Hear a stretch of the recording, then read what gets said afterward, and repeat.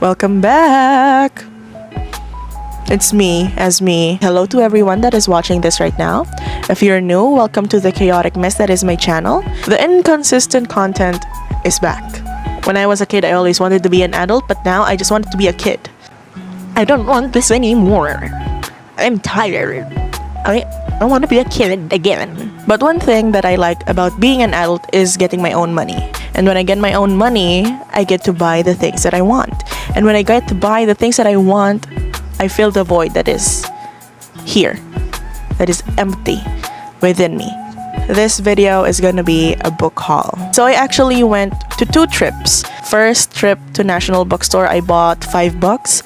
And on the second trip, I bought 6 books. Please do not compute the amount that I have spent in this haul, okay?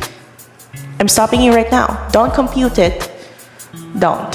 So some of these books might be familiar to you already, or some of these are new. So I will be reading the blurb for you guys.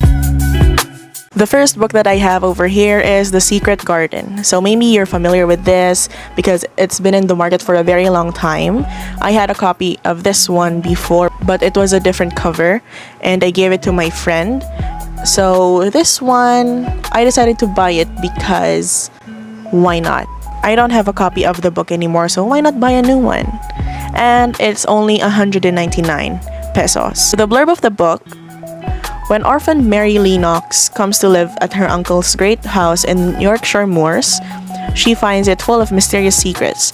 There are nearly 100 rooms, most of which are locked, and the house is filled with creepy and old portraits and suits of armor.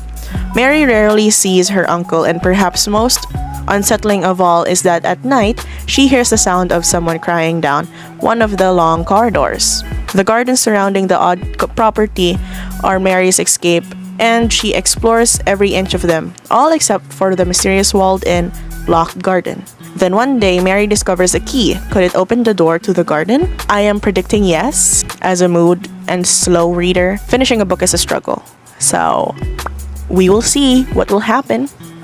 First book is done. Let's move on to the next one. Next book is Me, Earl, and the Dying Girl.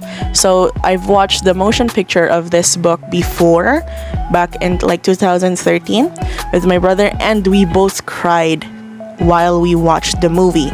So of course, if I cried in the movie, I want to see if the book would make me cry even more. It is a universally acknowledged truth that high school sucks. But on the first day of his senior year, Greg Gaines thinks he's figured it out. The answer to the basic existential question, how is it possible to exist in a place that sucks so bad? His strategy: remain at the periphery at all times, keep an insanely low profile, make mediocre films with the one person who is even sort of his friend, Earl. This plan works for exactly 8 hours. Then Greg's mom forces him to become friends with a girl who has cancer. This brings about the destruction of Greg's entire life. So I like the movie. This book is interesting. I really want to see the comedic parts of the book because in the movie, yes, it did make me laugh. Me, Earl, and the Dying Girl. Excited to read it. It's in my priority TBR because I really want to compare the movie from the book. And this book cost me 199 pesos. Next book I have here is More Than Words. Nina never thought she would have to choose. She's always been taught that family is what matters most, as has Tim, her devoted boyfriend and best friend since childhood. But when Nina's father dies, he leaves behind a secret that shocks Nina to her core. As her world falls apart, Nina begins to see her life in a new light. Soon, she finds herself caught between the family she loves and a passion that could upend everything. So the author of this book also wrote The Light We Lost, which was a New York Times best-selling book. It says at the back that it's another gorgeously heartbreaking and romantic read. I have this thing right now that I am guessing all of the books that I've been buying have sad endings, or maybe it would make me cry a lot. And the reason is because I haven't sobbed over a book. I think the last time I sobbed over a book was... I can't even remember anymore, so it's been that long. I want to cry when I read a book, like get out all of the feelings. Anyway, I bought this book for 299 pesos. Next book is The Last House Guest, and as you can see over here, it's a Reese Book Club approved. It's their pick. If you know Reese Witherspoon, she has a big book club, has members all over the world, and the books that they pick usually gets turned into a motion picture. I want to be Reese Witherspoon so bad because she gets the books and then she gets to produce the books that she reads in her book club. Like, that's so crazy, man. I want to do that too. So as per the blurb, Little Port, Maine has always felt like two separate towns, an ideal vacation enclave for the wealthy, whose summer homes line the coast, and a simple harbor community for the year-round residents, whose livelihoods rely on service to the visitors. Typically, fierce friendships never develop between a local and a summer girl, but that's just what happens when visitor Sadie Lohman and Little Port resident Avery Greer. The girls are inseparable until Sadie is found dead. While the police ruled the death as suicide, Avery can't help but feel there are those in the community, including members of Sadie's family, who blame her. Someone knows more than they're saying, and Avery is intent on clearing her name before the facts get twisted against her. So it's an interesting book. I like reading mystery and thriller books, but I think I have to read more of it to justify why I like it. I like reading mystery and thriller books because it keeps me on my toes. It keeps me going through pages. That's what I want in a book. This book cost 299 pesos. And the last book for the day 1 or trip 1 to National Bookstore Sale is Cursed. So this book is illustrated, it's hardbound, it's thick, but it's only 199 pesos. So that is such a steal. So this book is already adapted on Netflix, and I think the main character or the main actor there is Catherine Langford from 13 Reasons Why. So the blurb goes, Nemu grew up an outcast. Her connection to dark magic made her something to be feared in her druid village, and that made her desperate to leave. That is, until Red Paladins slaughter her entire village and Nemu's fate is forever altered. Charged by her dying mother to reunite an ancient sword with a legendary sorcerer, Nemu is now her people's only hope. Her mission leaves little room for revenge, but the growing power within her can think of nothing else. Nemu teams up with a charming mercenary named Arthur and refugee Fae folk from across England. She wields a sword meant for the one true king and battles paladins and the armies of a corrupt ruler. She struggles to unite her people, avenge her family, and discover the truth about her destiny. And perhaps the one thing that can change destiny itself is found at the edge of a blade. I want to read it, but it's not in my priority TBR. Yes, I have that because of the number of books that I buy. I need to have a priority TBR other than the TBR. So these are the books that I bought from the first trip to National Bookstore Sale. Let's go to trip 2 to National Bookstore Sale. First book is The Night Country. It's been in my wish list for a long time now because it has pretty cover. We have to admit that. And it's magic. It's dark magic. I like reading those kind of things. Maybe because it rooted from me reading Harry Potter. No, I'm kidding. Watching Harry Potter. So I found out after I bought this book that it is a second book of the duology of Hazelwood. I was definitely shook, but the time that my mother and I went to National Bookstore again and I saw the first book of this, which is the Hazelwood. So let me read you the blurb of this book. With Ellery Finch's help, Alice escaped the hinterland and her reclusive grandmother's dark legacy.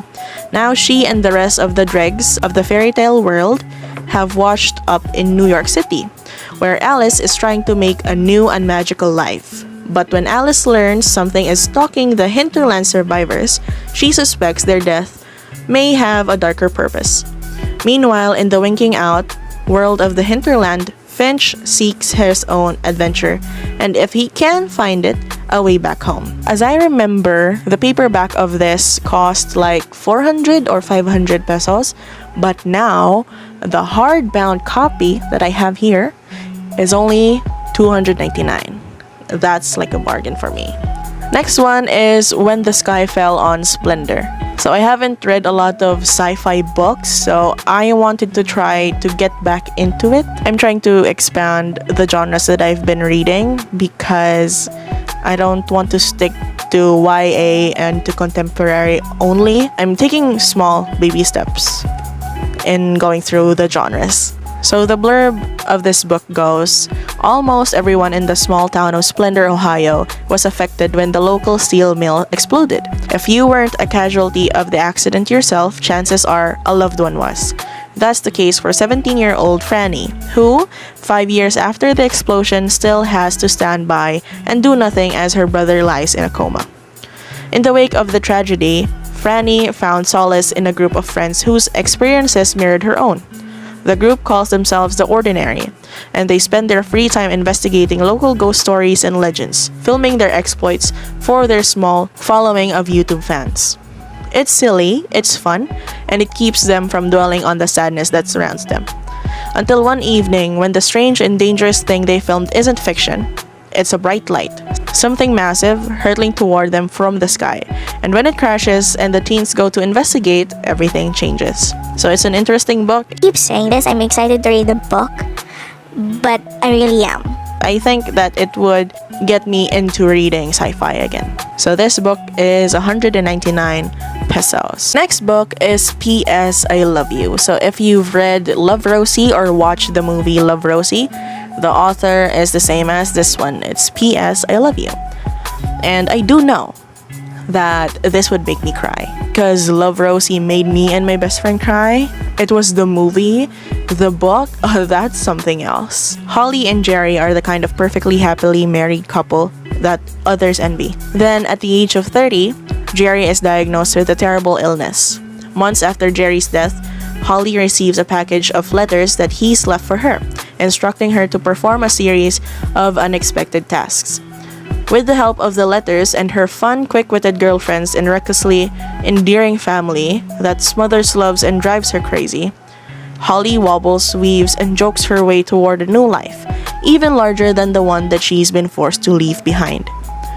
This book, thick of a book, was only 99 pesos. 99 pesos, and it's in good condition. A bargain, if you ask me. Next book is Redeployment, taking readers to the front line of the war in Iraq and back. Redeployment asks us to understand what happened there and what happened to the soldiers who returned. Whether in the combat zone or on the home front, they face life at extremes where happy stories and easy answers provide no guidance or comfort. Brutality and faith, guilt and fear, helplessness and survival. The characters in the collection struggle to make meaning from the stuff of chaos. Written with hard-eyed realism and raw emotional depth, Redeployment marks Klay as one of the most talented new voices of his generation. It is poised to become a classic of the war writing tradition.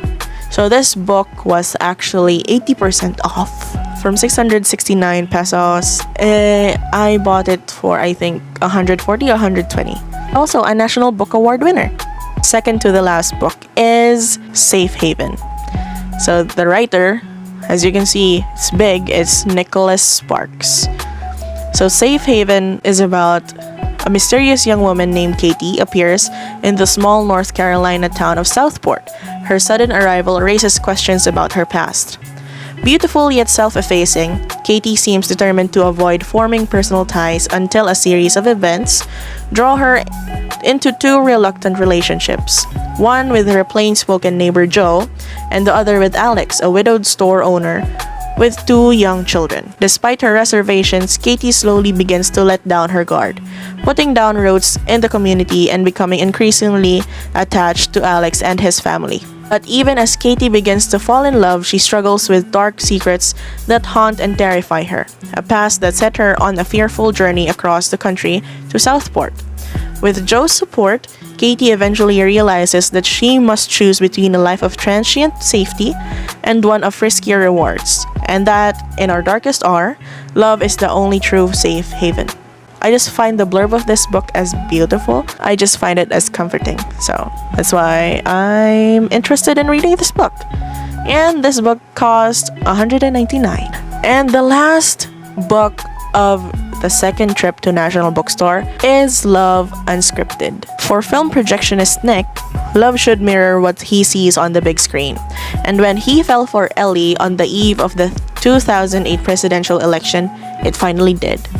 For 4 blissful years, Nick and Ellie loved each other as much as he loved his job, splicing film reels together in the local cinema.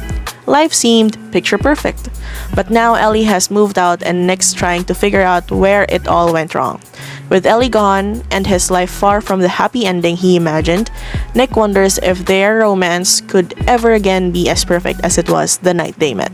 I am guessing that it is just a light read and it would help me get through a reading slump. So that is reserved for that. It's $199. So these are the books that I've bought from the day 2 or trip 2 to National Bookstore.